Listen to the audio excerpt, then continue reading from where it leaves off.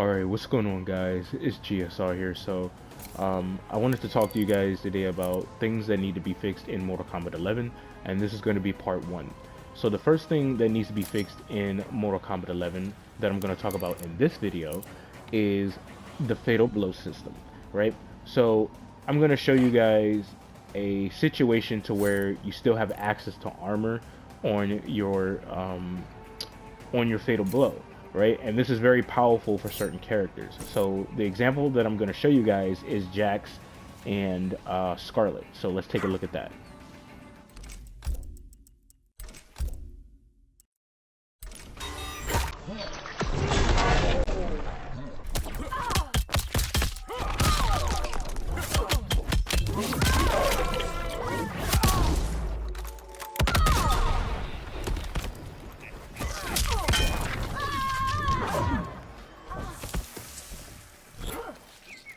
Alright guys, so this is going to be example number 2, right?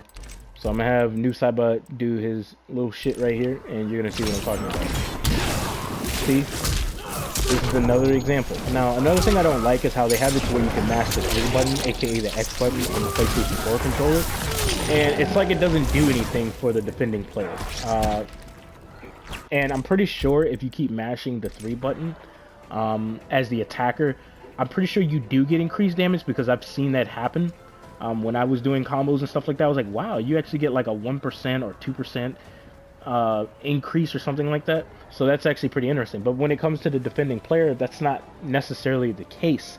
I don't think it's really needed, because it's inevitable. Like, it's going to happen. Like, you're going to take substantial amount of damage, even if you're fighting back and you're accurately pressing the standing 3 button, or the X button on your PlayStation 4 controller. So that's a little weird. I don't know why that's even in here. And in Injustice 2, they actually have that as well, for people who don't know that.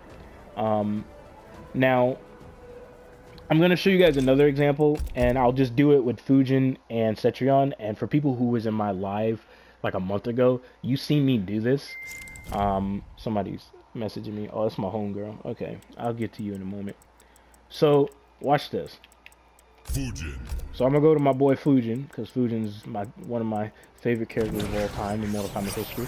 And then we're gonna go to like Cetrion, and Cetrion's little wind move is Shang Tsung's Island it's annoying. It's really annoying. It makes her like super safe on block. She gets massive amounts of pushback, a little bit of block stun. Nothing too crazy, but it gets annoying because you can't really reach her, not unless you like flawless block her. It's some other shit that I could talk about with this as well. Guys, this example right here, right? So this is like the final example, and then I'm gonna continue on with what I want to talk about. You see what I mean? You get access to armor. And like I said, there's many different situations that I can actually show you to where it will probably blow your mind, and you'll probably be confused on how this stuff actually works. But overall, these are like 3 different examples. Now, the other problem with the Fatal Blow system is that when the opponent whiffs it or you block it, it still comes back, right? Milena. So Kitana. it honestly doesn't make any sense, and it comes back in like 9 to 10 seconds. When it should be completely gone. You decided to use such a powerful attack that the opponent has no choice but to accept if they physically get hit by that attack, whatever attack it is, whether it's a zoning type of attack, or it's a multi-hitting type of attack, or it's a single-hitting attack. You are taking a lot of damage, right? And it's just like, okay, well, it seems like to me, the only way that I can get rid of this Fatal Blow so that way I'm not afraid of it in the neutral is just being hit by it. Because, I mean, you're afraid to press a button. It's just like, especially against characters like Cabal or characters that got range on their Fatal Blow, it's just like, they completely destroy the neutral because you're always playing on the defensive side. You're afraid to throw out a button or a poke, like a safe poke and stuff like that. It's just like, you don't want to do it because you know you'll inevitably get fucking hit. Like, you know, it's kind of ridiculous. And then there are Fatal Blows that have massive amounts of pushback to where you can't even get no real punish. It's a little weird why that is. Doesn't make any sense to me. It needs to cost a defensive bar and an offensive bar, and that's just as simple as this actually gets. Of course, there's going to be people, you know, opposing change of progression for a game. There's always going to be those people who disagree because they think there's nothing wrong with it, when a lot of people, including myself, since the very beginning, have stated that this needs to be fixed. This game has a lot of potential of being good, but will the developers listen? We don't know. As of right now, I don't even think they're listening because they banned that one player from the tournament, or kicked him because he had a certain variation name or two variation names that they was not happy about, because they can't take constructive criticism.